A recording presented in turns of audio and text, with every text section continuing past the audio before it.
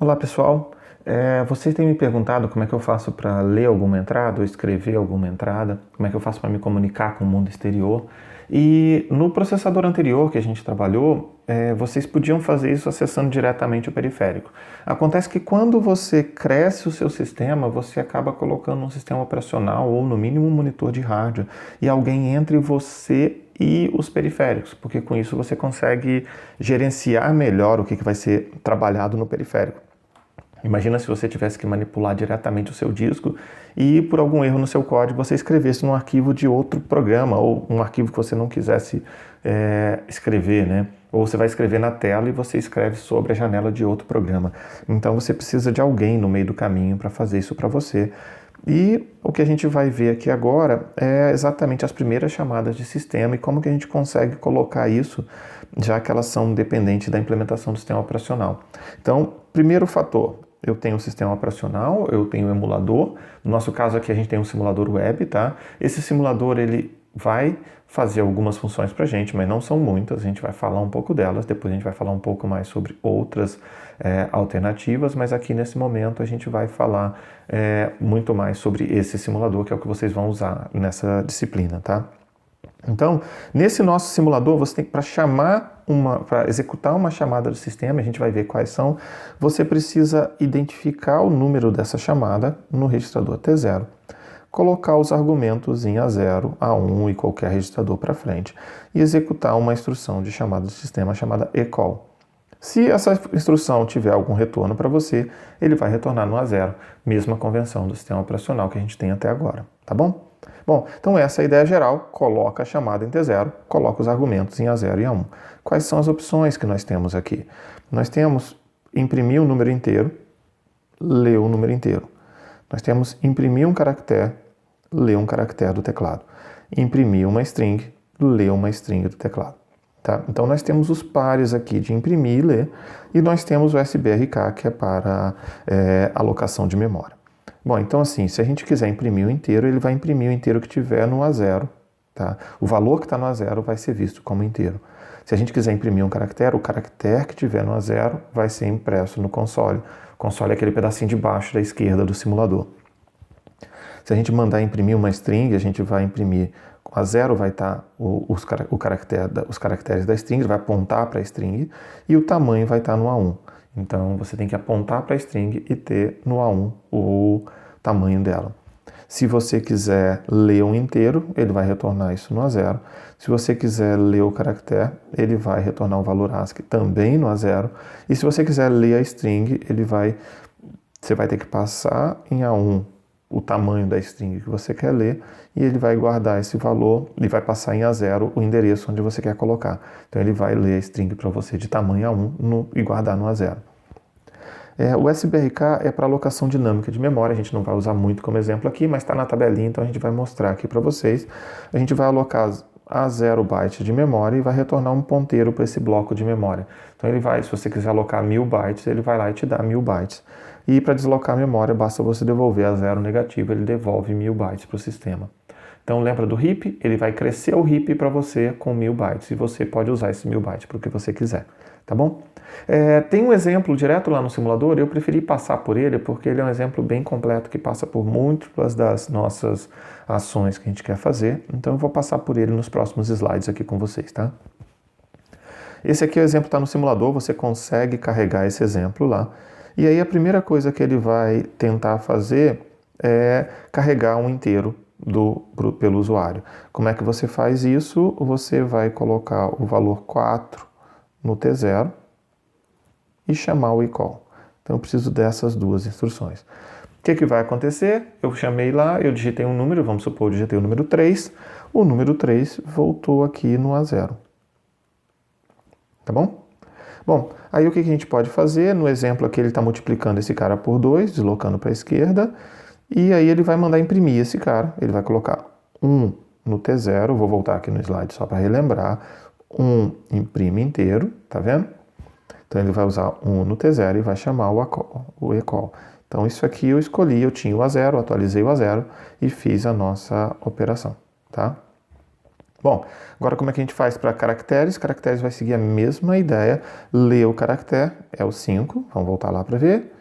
É o 5, lê um caractere. E o que a gente faz? Chama o equal. Vai imprimir o mesmo caractere. Como é que a gente faz isso? Eu li esse caractere, eu vou usar o 2 só voltando lá. 2 a gente imprime o caractere. Então a gente usou o 2 e chamou. Então aqui esse cara está relacionado com esse. Eu coloquei o 2 no T0, lembrando que esse cara aqui devolveu a letra. Vamos supor que eu escolhi a letra A, então ele devolveu isso no A0. Então esse cara aqui vai imprimir a letra A também, tá bom? Bom, aí o que a gente pode fazer? Ele também quer imprimir uma nova linha. Lembra da tabela ASCII que eu falei para vocês? O new line é o 13. Tá? Então, o que significa isso? Eu vou colocar o 2 para imprimir e vou colocar no A0 o valor 13. Então, a gente vai pegar essas 3 aqui e ele vai imprimir o barra N, que é o barra N do C. Tá? Esse é o 13 ali. Pronto, ele conseguiu fazer essa impressão. Agora, como é que a gente faz para poder trabalhar com string? Para trabalhar com string, a gente precisa olhar essa string e tentar fazê-la operar. Tem uma característica bem importante que eu preciso colocar essa string em memória e ela está aqui, tá? E como é que a gente vai fazer e olhar essa string? Eu vou pegar essa string, são bytes a bytes, né? Então, ele está aqui em hexadecimal.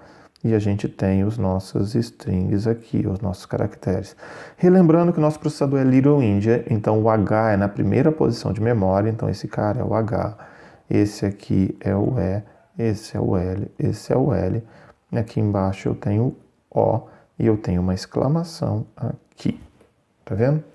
E a nossa string está trabalhando com barra 0. Eu poderia colocar esse cara aqui também, mas não foi colocado aqui agora, tá? Tudo bem? Ok? Então agora vamos avançar esse cara e vamos ver o que a gente faz nesse contexto. Eu preciso imprimir, então a system call é a 13 e eu preciso carregar o endereço do hello, que eu uso essas duas instruções. Eu vou pegar os bytes mais significativos, os bits mais significativos, 20 bits, e aqui a gente vai pegar 12 bits para compor. A gente já viu isso anteriormente, eu uso o LUI e o ADDI para poder montar, e aí a gente sabe o tamanho da string. Qual é o tamanho da string? 1, 2, 3, 4, 5, 6, 7. Olha que interessante aqui, está faltando nossa exclamação aqui, tá? Então a gente vai olhar esses caras aqui depois, mas observa que nós temos esse cara e esse cara não está lá, ele está ali em cima também, vai aparecer dobrado aqui embaixo. Bom, mas vamos lá. O que nós estamos fazendo? O tamanho é 7, chama o equal e a gente consegue imprimir. Tá bom? Depois a gente vai querer imprimir os outros caracteres, então a gente está fazendo o mapeamento de cada um dos caracteres aqui e chamando imprime caractere por caractere. A gente poderia colocar os códigos ASCII desse cara direto na string, tá? E trabalharia de uma vez. Então a gente está montando aqui triplas, né, de instruções para poder fazer os nossos equals e imprimir caractere por caractere para a gente, tá? Então com isso, o que a gente acabou fazendo? A gente escreveu a string na memória com palavras, lembrando da questão do Little India, então parece que a string está ao contrário, mas o menos significativo está sempre no endereço mais baixo. Então, se esse endereço aqui é o 1000, a gente colocou o H aqui, no 1001 o E, no 1002 o L, no 1003 o outro L, no 1004 o O e assim sucessivamente, tá? Foi isso que a gente fez, tá bom? Ok? Feito, pessoal. Então agora a gente já conseguiu imprimir uma string. Qual é o nosso próximo desafio? Ler uma string. Como é que a gente lê uma string de tamanho 10? O que a gente faz? A gente vai pegar o T6 e colocar aqui diretamente no nosso... vai colocar aqui diretamente no nosso T0, né? Vou colocar o valor 6 ali. E a gente vai alocar esse espaço na pilha. A gente vai falar um pouquinho sobre a alocação na pilha depois, sobre variáveis locais e globais. Mas a gente está alocando um espaço na pilha e a gente está colocando exatamente este A1 como sendo o valor 10. Então eu liberei um espaço na pilha, chamei, e na hora de chamar esse cara, ele vai retornar a string para a gente. A gente pode fazer a mesma coisa, trocando 6 por 3, eu consigo imprimir essa string, tá? Tem uma coisa aqui que a gente deveria chamar atenção, né? Eu tenho que atualizar o A1 É aquela história, lembra que eu falei para vocês quando a gente estava implementando outras funções? Vocês podem pensar, ah, mas o A1 está com zero. Não, o A1 não tem garantia de que vai voltar com zero. Ah, mas o A0 já está com valor. Não, o A0 também não está com valor. Então a gente precisa passar os parâmetros de novo, apesar de parecer que vocês já fizeram isso aqui antes. A gente sabe que esse cara aqui tem direito de sujar esses dois aqui inteiro, como ele deve fazer, avançando a string inteira e usando o A1 como contador, tá? Então com isso a gente imprime a nossa string. E agora está o nosso modelo aqui, tá bom?